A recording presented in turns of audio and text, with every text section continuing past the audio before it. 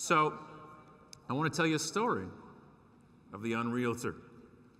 The only type of realtor that could ever get to me. So I was doing a talk at the Oakville Milton Real Estate Board a while ago, a year or so, two ago. And there was a realtor in the audience named Petrus. And he saw me talk and he's like, that guy.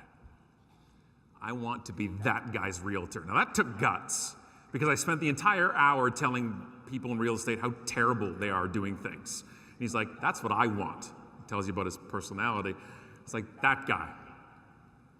So he decides, hey, I want to get noticed. I gave him all the tools in my talk of what to do.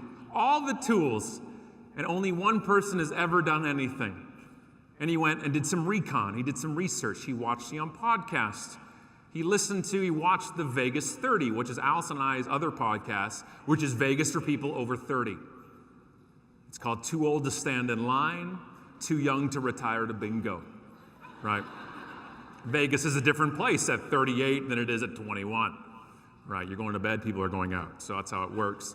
So he watched it, and he watched an episode of us talking about an incredible independent donut store called Ronald's Donuts in Chinatown in Vegas. We saw it because it had 422 Yelp reviews, 5 stars.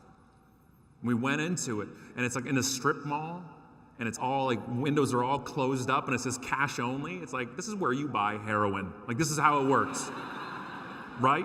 But Yelp told us to go, so we did, and it was incredible, incredible.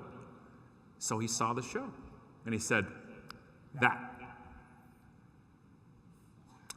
And one day, Allison opens our front door, and sitting on the front step is a dozen Ronald's Donuts. Fresh from Ronald's Donuts. Flown, unbeknownst to us, from somebody who worked for the same real estate company, flew them over. And inside the box is a card from Petrus and says, we hear you like donuts.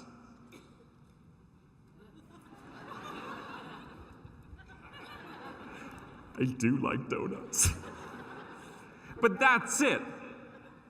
He wasn't standing there saying, huh? Huh? You want to buy a house? Come on, 12 donuts, hello? He didn't. And I tracked him down online. I'm like, dude, you're awesome. He's like, hey, loved your talk, thank you. And every quarter on our front porch is a beautiful glossy magazine from Sotheby's. And with a little card from him, and on the very back was the local listings and what they sold for and everything else. Hand-delivered, dropped off, not in our community mailbox, on our front step with our names on the front. But he never stood there and went, magazine. House now? Are you in the market? No, he just put it there. I was one of his A+.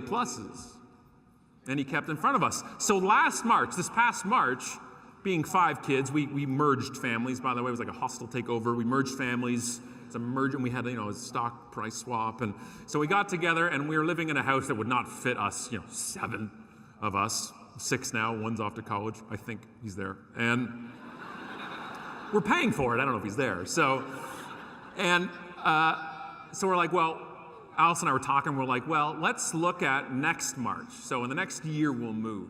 We'll get a house. Which means in the next week, we'll get a house. Because you can't look at a house and go, well, this is nice. Oh, well, and walk out of it.